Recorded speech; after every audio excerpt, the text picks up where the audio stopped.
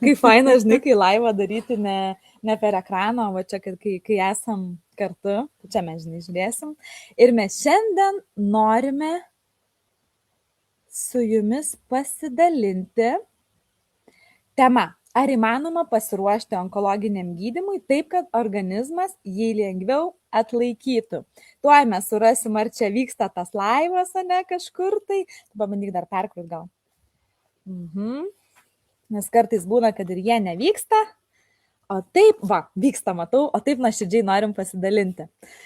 Čia mūsų pagrindinė pagalbininkė, back vokalas. Taip gyvenimas ir yra, sukas ir dirbam su vaikais, ne? Tai dar kartelį, ar įmanoma pasiruošti onkologiniam gydymui taip, kad organizmas jį lengviau atlaikytų? Kadangi, Rasa, tu praėjai šitą kelią ir turi labai daug patirties, kurios gal dabar žmonės, arba eina šitą kelią, arba kada nors eis, arba, žiūrės ir yra aktuali šita tema, tai gali tu pasidalinti? Taip, galiu. Labą dieną visiems. Vakaras jau turbūt. Tai įmanoma pasiruošti ir jam reikia ruoštis netgi nuo menkiausio įtarimo. Kad ir kiekvienam pasakyčiau, kad šitas įtarimas nepasitvirtintų, palinkėčiau, bet reikia ruoštis, kaip sakau, nuo pačios pirmos minties. Ir tuo reikia domėtis ir ieškoti sprendimo būdų, nes sprendimas yra, tik jį reikia surasti. O kaip tu ieškojai sprendimo, kai sužinojai šitą diagnozę? Aš jau turėjau patirtį su maistinėm medžiagom ir turėjau nuostabią patirtį, kurią išsisprendžiau nugaros problemą ir man tikrai nebebuvo baisu jau vartoti šitas maistinės medžiagas, kad aš jau jomis tikėjau ir pasitikėjau. Ir žinoma, profesionalių žmonių patarimai ir kompetencija man dar labiau sustiprino pasitikėjimą.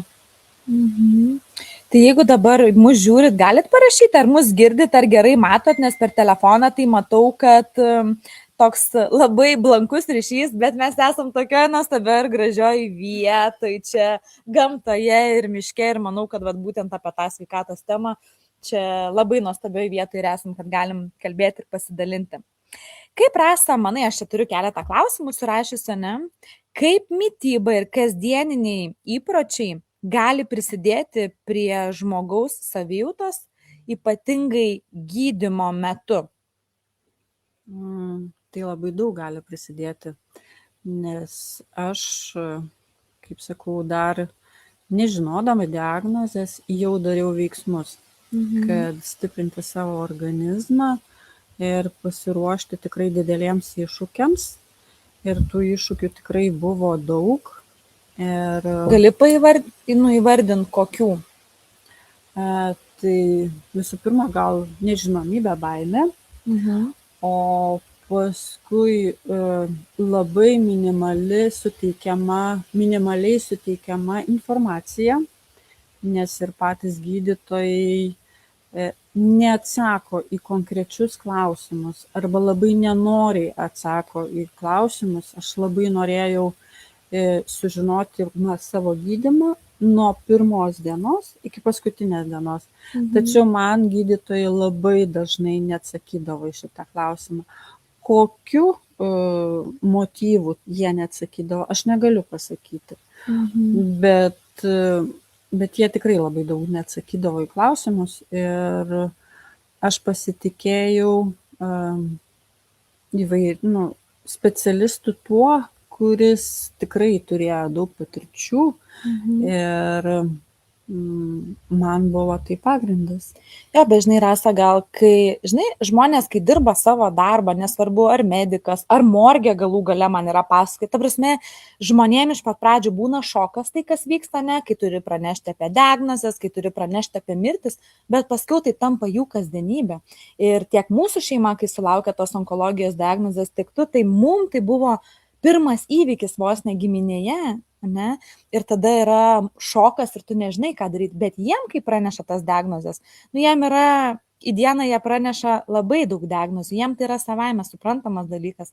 Tai bet kaip faina, kad tu dar, būdama mūsų bendruomenė, ne, tvarkydamas į savo būtent stuburo problemas, ne, tu jau turėjai pagalbą, ne, mūsų bendruomeniai, medikus, vaistininkus, kurių dar taip pat galėjai pasiklausti, žinai, nes gal žmonės, kai žiūri, gal nelabai supras, kas čia yra esmė. Ir kai faina turėti žmogų, kuris turi laiko tavo gyvenimui, nes dažniausiai, ne, pas gydytoją turim laiko, mes nedaug, 15-10 minučių, kiek tie vizitai būdavo? Pas chemoterapeutą tai būdavo gal apie pusvalandį, nes vis viena tai būdavo ne pokalbis, o tai būdavo didžioji dalis vaistų rašymas. Vaistų rašymas, galbūt kito vizito užregistravimas, o pačio žmogaus pokalbis tai užtrukdavo tikrai apie 15 minučių. Tai, nes jie dirba pagal tam tikras sistemas ir jie negali nukrypti nuo gairių. Ne? Kai nutinka mums kažkokia sveikatos problema, mes turim prisimti atsakomybę, kad ne gydytojai, ne tu, ne aš, ne mes, kaip konsultuojam žmonės sveikatos srityje, ne mes įsprendžiam tą problemą. Žmogus pats turi ieškoti, ne, ką dar galėtų padaryti su savo gyvenimu, ne, kad atsiskleistų. Ir pavyzdžiui, kai prieš tavo diagnozę buvo dar keli žmonės, kurie buvo su onkologija, ne, su galvos, vienas vyras buvo ir su krūtų onkologija. Ir tas vyras, man labai patiko, ką jis pasakė, ir aš tikrai tikiu, kad tai tiesa, dirbant mums abiem kartu su žmonėmis, tai pirmas dalykas buvo, ir tu gali ar paantrinti, arba, žinai, dar galim padiskutuoti, ne, tai pirmas dalykas buvo mityba ir maistinių medžiagų terapija.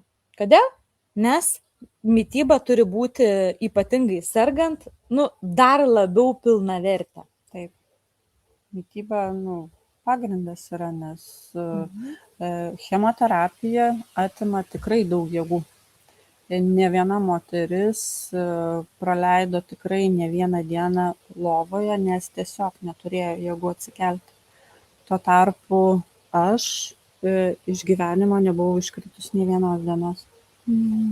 Tai man tas buvo tikrai nuostabu, kad aš galėjau daryti savo namų darbus, ta prasme, taip, aš į darbą nejau, bet man nereikėjo lovai gulėti.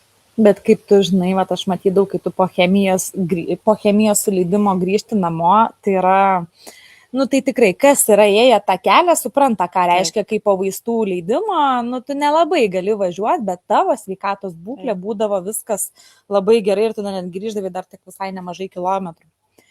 Tai gerai, mityba ir maistinės, reguliavaisi ir žiūrėjai ir tavo svajonė įsipildė, ne, tik ne tokią kainą. Nes kai mes esame mūsų bendruomenėje, kai yra daug seminarų, paskaitų, visokių lektorių, savo srities specialistų ir kiekviename seminare būna kažkokia maistinė medžiaga ir tu kažkaip vis nori, pavyzdžiui, kokio vitamino E natūralaus dar daugiau pradėti naudoti, nes kad ten tavo odai, kraujagyslėm, ląstelėm būtų faina ir gerai. Yra kitas seminaras, dar kažkokį produktą nori prisidėti, ne, bet gyvenam taip, kaip gyvenam, jeigu nedirbam šitoje veikloje, tai reiškia, reikia iš kitos veiklos įsidirbti tų finansų. Tai va tavo svajonė, žinai, įsipildė vartoti daugiau produktų, tik turbūt svajonės kartais įsipildo ne tuo būdu, kur mes norėjom, bet turbūt taip, kaip mums geriausiai turbūt reikėjo. Tai pirmas, mityba ir maistinės medžiagos, antras, miegas. Reguliavaisi miegą? Taip, stengiausi kuo daugiau ilsėtis, nes šiaip miegą aš reguliavau kaip ir visą gyvenimą. Nes, kaip sakau, man yra taisyklė, 10 valandą aš turiu jau miegoti, pusę 10 lovoje, iš jau 10 valandą turiu miegoti. Aišku, būna išimčių, bet man tai yra kaip ir gyvenimo ritmas tas. Ar sportavai? Nes trečias dalykas yra Taip. sportas ne dėl Taip. six-packo, ne, bet sportas yra dėl raumens. Taip, nes supratau prieš sužinojus diagnozę reikėjo pasidaryti tyrimus ir būnant laukiant priduoti kraujo tyrimus, moteris dvi šnekėjo, kalbėjo, aš nugirdau jų pokalbį, kad terapija labai naikina raumenis. Ir kad terapijos būdų metu reikalingi baltymai, žinoma. Tai sportuoti. Tai vienu žodžiu, tai išsipildė svajonės, aišku, vėl atsirado laiko daugiau tam sportui, bet kiekvienas turėtumėm atrasti laiko tam dalykui. Nors, kaip aš sakau, po 10-15 minučių per dieną. Taip. Tai mityba, miegas, sportas dėl raumens, nes realiai baltymų chemoterapijos metu nereikia dvigubai, negu tradicinis sveikas žmogus suvalgytų. Ir paskutinis dalykas yra psichologija. Ne? Ar darai kažką? Dariau ir tai padėjo man mūsų bendruomenė. Mūsų bendruomenės nariai, tiek tu labai man daug padėjai ir visas šitas palaikymas, tai man buvo kažkas vau. Šeimos palaikymas, vyro palaikymas ir bendruomenės, vaikų palaikymas ir bendruomenės palaikymas man tai buvo turbūt daug kas to neturi. Suprantu, kad savam žmogui, kad ir šeimos nariui, išgirsti artimo žmogaus diagnozę yra dar sunkiau, negu man pačiai, kad buvo. Tai žiūrint į artimus, man galbūt labiau buvo gaila jų negu savęs. Bet man labai patiko mūsų vaistininkės pasakymas, kaip aš iš pradžių norėjau būti aukos vaidmenyje, kad tokių žmonių ir aplamai ligonių negalima gailėti. Juos reikia palaikyti. Negailėti, bet palaikyti. Ir tas palaikymas man taip sufokusavo visą mane, kad aš tikrai labai labai lengvai praėjau visą šitą kelią ir visas šitas kelias kartu su visom šitom maistu, maistinėm medžiagom, sportu, miegu ir psichologiniam būsenam, jisai sutrumpėjo perpus.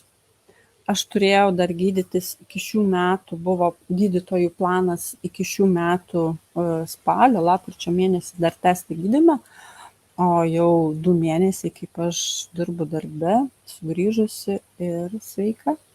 Tai iki spalio mėnesio turėjo būti gydymas, jis tau pasibaigė kada? Jisai pasibaigė gegužės mėnesį. Visa sanatorija su viskuom. Tai tu jau gruodį žinojai, jau mes visi džiaugiamės ir dar ten palaipsniui ten operacija? Aš žinojau sausio mėnesį. Sausio 13 dieną aš atvažiavau į Klaipėdą, pasiruošusi raudonai chemoterapijai. Tačiau gydytoja man pranešė, kad magnetinio rezonanso metu buvo atliktas tyrimas ir navikas buvo visiškai sunykęs ir raudonos chemoterapijos man nereikėjo ir tiesiog aš jau peršokau į operaciją ir į reabilitaciją. Tai kiek chemoterapijų tau raudonų nebereikėjo leistis? 4.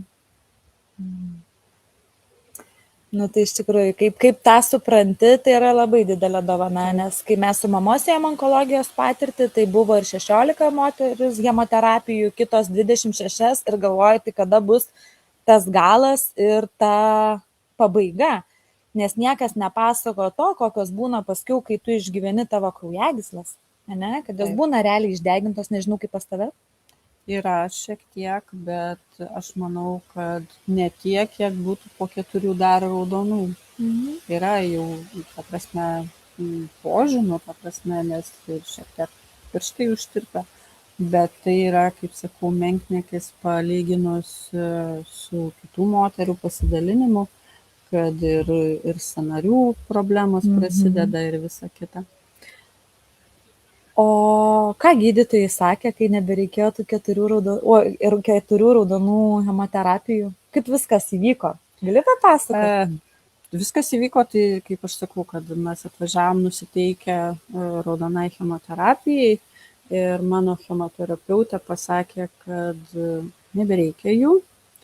Tai aišku, aš labai apsidžiaugiau, net bėgom pas vyrą į mašiną parbėgau. Tačiau chemoterapeutė, jinai sakė, laiku sustojom. Jinai žinojo, kad aš vartoju maistinės medžiagas. O leido vartoti kažkokias maistinės medžiagas, nes tradiciškai, kaip ir, daugelis, dabar mes, ir Kauno klinikose, kai mes momijam šitą kelią, buvo tik viena hemoterapeutė, kuri važiuoja ir po visą pasaulį, domisi, mokinasi, jinai leido mums naudoti maistinės medžiagas, bet visi kiti neleido naudoti nieko. Jinai man leido naudoti, bet ta prasme, jinai neišvardino visko, ką aš vartojau. O ką leido vartoti? Vitaminą D, kuris yra labai svarbus prie visų, kaip aš sakyčiau, turbūt prie visų ligų, bet prie onkologijos tai labiausiai. Ir ypatingai prie krūtinės, ir ypatingai prie tavo, mes dar pamiršo paminėti, kad tavo buvo agresyvi labai forma, kur laiko realiai ten negali, tu tiesiog, nes ką aš dažnai pastebiu, kad kai mums atsitinka kažkokia sveikatos problema, mes pradedam užsiminėti profilaktiką, nors tuo tarpu jau turi būti gydymas toks visapusis, ta prasme, tu nebeturi laiko pradėti gerti vandenuką, tu jau turėjai jį gerti, eilę metų, nes taip pat vanduo yra labai svarbus ir kai kartais ateina klientai ir pasako, man nepatinka vanduo, tai aš taip kitą kartą jau taip nebežaidi. Nieko tokio, tu gali negerti to vandens, atidarysi chemoterapeutės duris, pirmas klausimas, kiek išgeri vandens ir tu iš to nemėgimo vandens gerimo, tu pradėsi jį gerti, tu nori ar nenori, bet ar mes norim tokią kainą, tai geriau, atrasti būdą, ar tai kokią gražią gertuvę, dabar tenai su dozavimais yra, ar ten programėlė per telefoną, būkim išmanus ir tą viską kažkaip, paprastai per žaidimą išmokim. Taip, o kaip sakau, sugrįžti, tai mano chirurgas, kuris operavo mane, jo žodžiai buvo, kad man pasisekė. Tai aš jo klausiu, kame man pasisekė, kad gydymas sutrumpėjo, bet jisai nežino kokią kainą, ta prasme, dėl ko man taip sutrumpėjo. Ką tu dar darai papildomai, kad būtent viskas taip sutrumpėjo? Tai mes turėjom Anglijoje vieną moterį, kur buvo ganėtinai ten sunki būklė su krūtinės onkologija ir jinai turėjo labai daug konsultacijų su savo srities specialistais ir jinai vis dėlto nusprendė prisimti tą atsakomybę ir pabandyti būtent mūsų Nelife maistinės medžiagas. Mes nekalbam apie visus vitaminus, apie visas maistinės medžiagas, mes kalbam šiuo atveju tai, kas mums padėjo ir tai, su kuo mes turim rezultatą. Ir kai jai po visų operacijų viskas taip gijo, gydytojai sakė, ta prasme, tradiciškai to negali būti. Bet niekas nepaklauso, o ką tu gal kažką dar papildomai darai, tai žmonės kartais pasislėpia, daro papildomai tuos dalykus, arba pasislėpia netgi prisižiūri dar labiau ypatingiau maistą, kas čia turėtų būti mūsų realybė ir mūsų kasdienybė. Taip, pasislėpusi ir aš dariau dalykų. Ką pasislėpus darėjai? Tai ta prasme, po operacijos man atsivėrė žaizdelė, kuri tikrai nenorėjo gydyti. Ir aš vieną kartą pas gydytoją važiavau, antrą kartą pas gydytoją važiavau, sakau, ką man daryti, nes tikrai buvo negraži ta žaizda. Ir jis sako, nieko. Paskui pas gydytoją nuvažiavau, tai man dezinfekcinį tik tais purškoliuką pasiūlė. Nu, negalvoju, nesikankinsiu aš daugiau, tai aš pasidariau aloe vera geliuką ir vitaminą E. Tai pasitepiau ir po savaitės jisai pradėjo gražiai trauktis ir užgriūti. Tai va, gal čia mes dabar, žinai, gydytojai ir matau, kad ir mus stebi ir gydytojai, ir linkėjimai su visa pagarba. Taip. Mes jūs mylim, gerbiam ir jūs esat mums labai, labai, labai reikalingi, bet kartais čia yra labiau tai, kad nenumesti atsakomybės gydytojam ar kažkokiem savo srities specialistam, bet mes šitą laivą darom tam, kad pagalvok, ką tu gali dar nuo savęs papildomai padaryti. Nes mes galvom, gydytojas mums ten ranką susiūs, operuos, ten dar kažką padarys ir viską kiti.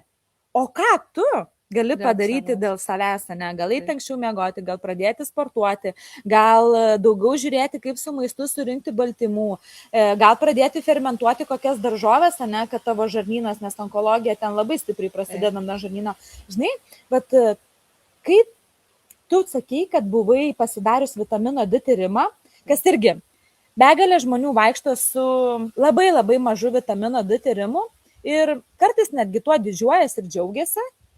Ta prasme, tai visiems yra taip, tai ką dabar padarysiu.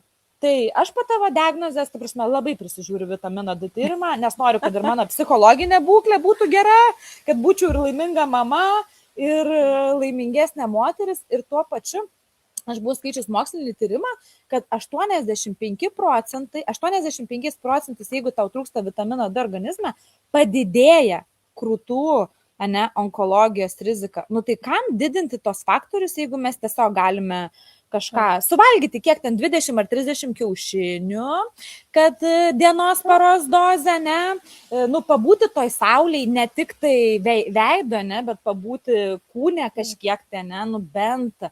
Ir tiesiog stebėti tą savo organizmą ir būklę. Nes, pavyzdžiui, aš turiu klientę, kuri Ispanijoje, bet jinai saulėje gyvena, bet jos vitaminas D yra mažas. Tai ir nuo tam tikro amžiaus tas vitaminas D įsisavina žymiai mažiau. O mano vitaminas D prieš diagnozę buvo 6,5, kur 20 jau yra stoka. Kritinė. Tai aš dabar visiems bandau papasakoti, kad prisižiūrėkit vitaminą D. Tai yra labai, labai, labai svarbu. Vienas iš svarbiausių vitaminų. Nes vitaminas D yra per klaidas pavadintas vitaminų karalium. Jis iš ties yra hormonas, o kaip hormonas išeina iš rikiuotės, įsiveda ir kitą. Ir sako, gyveni poroje, ne vienas išeina iš rikiuotės, tai palauk antrą pusę ir taip, žinai, tu išvedi. Tai tikrai tas vitaminas D, jis yra labai labai reikalingas ir jis yra reikalingas kiekvieną dieną. Nes, pavyzdžiui, jūs dabar po vasaros pasidarysit vitamino D tyrimą ir kartais kai kuriem būna tik žemutinė norma. Bet mes po vasaros atseit gavom saulės, o kas bus lapkritį, kas bus gruodį ir kas bus sausį, kas bus vasarį. O tai yra ir mūsų ta tokia psichologinė būsena, tai yra natūralus laimės hormonas, tai yra realiai antidepresantas. Tai galiu paantrinti, kad žinau žmogų, kuris tikrai beveik kiekvieną savaitgalį būna ištisai gamtoje ir jo vitamino D yra mažas. Ir jam reikia dabar stipriai padidintų dozių, kad jį pasikeltų. Tai kad būnant saulėje, tai dar ne visada reiškia, kad jisai įsisavina. Jo. Čia yra tas tikrai labai svarbus niuansas. Aš tikrai būčiau nepatikėjęs, bet kai buvo keletą klienčių, kurios buvo, sakau, Ispanijoje, aš taip galvoju, aš tiek ilgai galvojau, kad man net buvo suvokti, kaip taip gali būti, bet tada, kai ir mano pačios vitaminas D iš tikrųjų būdavo visą laiką mažas, nes aš anksčiau labai greitai įdegdavau ir pavyzdžiui, aš dabar matau žmonės, kai kuriuos, dabar jau vasara truputį yra kitaip, bet šiandien irgi mačiau, tokį baltą žmogų, tokios baltos aristokratiškos odos, tai ten vitaminas D yra dugnai. Tai čia mes apie suaugusius kalbam, bet jeigu pakalbėtumėm apie paauglius, tai kad tas paauglys netrankytų durų, tavęs nepasiūstų ant 3 raidžių, arba, dar ten kažko nepadarytų, tai tiesiog jis to gal net nenori padaryti, bet jo viduje ten kažkas pradeda veikti ir kad pats vaikas pradeda draskytis, o mes tada tėvai, būk normalus, būk dar kažkoks, jam neina, nes jo viduje ląstelės dūsta. Tai atrodo, čia viskas taip paprasta, bet to pačiu nepaprasta. Žinai, tu buvai sakęs tokį dalyką, kad aš rūpinausi visais kitais, nes va dabar prisiminiau kitos klientės savo patirtį, sakau, kaip tu manai, va čia irgi, kai mes gaunam šitą diagnozę arba kitą diagnozę, ne, kažkur tai yra padėta dovana, dabar gal keistai čia nuskambės, ta prasme, kur čia dovana padėta tokioj, žinai, tokiam dideliam vidiniam, ne, psichologiniam ir dvasiniam sunkumui. Bet nebereikalo ateina tokios diagnozės, lygos ar kažkas į šeimą ir net į giminę. Ir jeigu mes taip atsigrėžiam į save, pasižiūrim, kur yra ta padėta dovana, tai kokią tu dovaną atradai, Rasa? Atradau meilę savo. Nes prieš tai kokia buvai? Visus mylėjau, išskyrus save, nes aš buvau visais pasirūpinti, o savo, jeigu lieka laiko. Ir pati emocinė būsena būdavo, kad aš negraži, galbūt stora ar kažkokia. Tai va taip. O dabar supratau, kad esu ir aš, kad turiu norų ir aš. Myliu be galo visus, bet myliu ir save. Tai ir pats gyvenimas būna gražesnis. Bet jaučiu, dar kažką, vyksta. Mums čia kompiuteris skambina ir čia kompiuteris jau kalba, kad jau einam link galo, ne? Tai iš tikrųjų, labai svarbi gyvenime yra pamoka, jeigu mes neišmokstam mylėti ir vertinti pirmą save. Ir labai norėčiau pasakyti visiems, kas praėjo šitą kelią, arba netgi ne šitą kelią, galbūt kitokį kelią renkatės, tai atsigręžkite save. Suprantu, kad viskas svarbu ir panašiai, bet yra žmogus, kuris tikrai labai svarbus, tai esi tu. Niekas nepasirūpins savim, tik tais tu gali pasirūpinti. Maisto vertingo už tave, niekas į tualetą už tave nenueis, niekas pamiegoti už tave nenueis. Taip, o tikrai dabar sutinku daug žmonių, kurie ir praėjo šitą kelią, bet tiesiog grįžo į savo tą pradinę situaciją ir norėtųsi pasakyti, kad labiau atsigręžkite save ir labiau įvertinkit šią akimirką, nes jos tikrai daugiau nebebus. Man dabar tokia atėjo mintis, kai aš vedu baltišką lilą žaidimą, tai yra 8 langelis, ne, apie tai, kad norėk savo gyvenimo viso su viskuo, žiūrėk, netgi kiek žmonių žiūri, dežavų jausmas, ir kad mes jau su gimimu gavom dovaną. Ne, gyvybę, mes jau ten prieš 7 milijardus spermatozoidų jau atėjom čia kaip nugalėtoja ar nugalėtoja, ne, kad mūsų tiek daug žmonių giminės sistemos, ne, turėjo susitikti tam, kad tu, aš, ne, ir mes čia būtumėm ir mes to nevertinam, ne. Tai toks, kaip savaime suprantamas dalykas. Tai vat kažkaip taip. Tai vat kai dėl to ta nesveikata, ypatingai nuo 45, nuo 50, nuduoda žinoti, kaip tu išties visą gyvenimą elgeisi su savimi. Ir jeigu mes nemylime savęs, mes nemylime ir kito, nors sakome, kad dėl kito padarome visko, kaip tu gali mylėti kitą, jeigu nuolatos ant savęs galaikai pykti, priekaištą, šlaunis, koja, akis, ten krūtinė, kažkokia netokia, ne. Ta prasme, mes tada ir kituose matom tus krislelius, bet kai tu myli ir priimi save ir tau kitas atrodo ir labai gražus, ir labai seksualus, ir labai toks ypatingas, ir autentiškas, ir talentingas, ir nebelieka ten jokios konkurencijos ar kažko tokio. Va, kaip fainai, ačiū Alfreda už tokį jautrų pasidalinimą. Mes dalinamės tikrais dalykais, tikromis istorijomis ir tikrų realių gyvenimu. Ką dar aš esu labai pastebėjusi, dar einant link pabaigos, kad dažnai moteris susirga onkologija, kurios yra tos geros mergaitės, kur aš pasirūpinsiu visų pasauliu, tik ne savimi.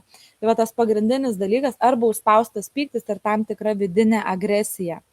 Tai, kart mes nuo gyvenimo, kaip čia gyvenimą, patiriam visokių emocijų, visokių gyvenimiškų įvykių. Ir kaip, pavyzdžiui, būnam vaikai, mūsų mažieji tėgo, atrodo, tu labai myli tą vaiką ir ten linki jam gero ir taip toliau. Bet tuo tarpu, mano kaip vaiko gal kažkoks buvo giluminis poreikis neatlieptas, ir tai gali išprovokuoti kažkokį tam tikrą vidinį pyktį, kur per gyvenimą gal jį nešiaus.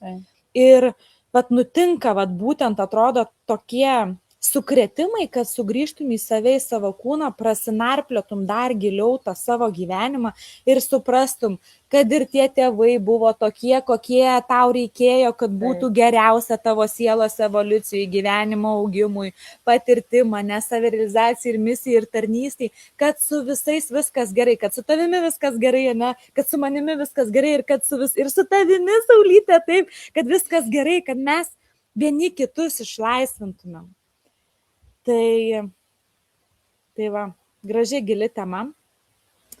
Gal dabar, žinai, kaip čia, dovanos ir graži tema, kažkam, kas eina šitą kelią, yra negraži tema, bet aš kadangi irgi ėjau mamos onkologijos kelią, tai buvo labai skaudi tema, bet tuo pačiu ir labai gili, nešanti ne tik skausmo, bet ir daug dovanų, dėl ko kitą kartą tu tiesiog negali nebedaryti, negali nebesidalinti, kad tu matai kito žmogaus skausmą, matai kito žmogaus patirtis, arba netgi, nes mano mamytė išėjo ir jinai, išėjo iš šito fizinio kūno ir kitą kartą tu matai žmonės, kuriem tu gali padėti, bet jie nenori dar priimti tavo šito sprendimo, bet tu žinai, kas laukia, Tu žinai, kas laukia tų žmonių ir tų šeimų, koks stresas, kad tu po pusės metų, po metų arba po pusantrų, ta prasme, tau stresas,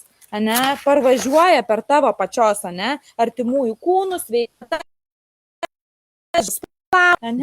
gal ir iširusią šeimas ir begalės kitų dalykų. Tai kad to išvengti, dėl to mes kalbam, dėl to mes pasakam ir dalinamės tomis tikromis nuostabiomis istorijomis. Ką tu, Rasa, praėjus šitą kelią, sutrumpinus savo gydymą praktiškai per pusę, ką norėtum palinkėti žmogui, kuris žiūri, bet to pačiu ir savo, ką norėtum dar palinkėti? Tai žmogui galbūt norėčiau palinkėti, kad niekada nenustotų ieškoti, nes sprendimų būdų yra, tik juos reikia atrasti. Jeigu yra klausimas, tai turi būti ir atsakymas. Tai, o savo palinkėčiau geros sveikatos, kurią aš jau dabar turiu. Tai va, ir džiaugiuosi gyvenimu. Aš tau palinkėsiu ją ir toliau išlaikyti ir kaip vakar istoriją dalinausi, kad, žinai, tas kelias, kurį tu praėjai, kad nebūtų praeitas veltui, kad tu pasidalintum ir kad tu įkvėptum begalę žmonių, kurie ieško to atsakymo, kurie ieško sprendimo ir kurie prisiema atsakomybę už savo sveikatą ir už savo gyvenimą. O visiems tiem, kas žiūrit, jeigu matot šitą video ir įrašą, galit pasidalinti, kas patiko, kokia žinutė palėtė, gal turit pažįstamą ar artimą, kur galit pasidalinti šituo video. Ir iš tikrųjų mes turim netgi paskaitų apie onkologiją, apie maistinės medžiagas, kur veda kolegė vaistininkė. Tai jeigu jūs parašysite komentarą arba asmeniškai, kas atsiųsim šitą video, tai galėsim pasidalinti ir tą paskaitą. Ir matau, kad mano dukrytė nori, nebenori nieko palinkėti, jinai man tik parašė. O mano dukrytė nori palinkėti, iš tikrųjų jinai pagal savo duotybės ir pagal savo talentą nori palinkėti visiems meilės. Meilės pirma savo, bet meilės ir aplinkai. Nori kažką dar pasakyti? Ne, gal. Jau viskas Viskas. pasakyta ir viskas įsakyta. Ačiū, kad žiūrėjot, ačiū, kad žiūrėsit. Ir Prašom, Ieva. gražaus jums vakaro. Iki kitą kartą. Ate.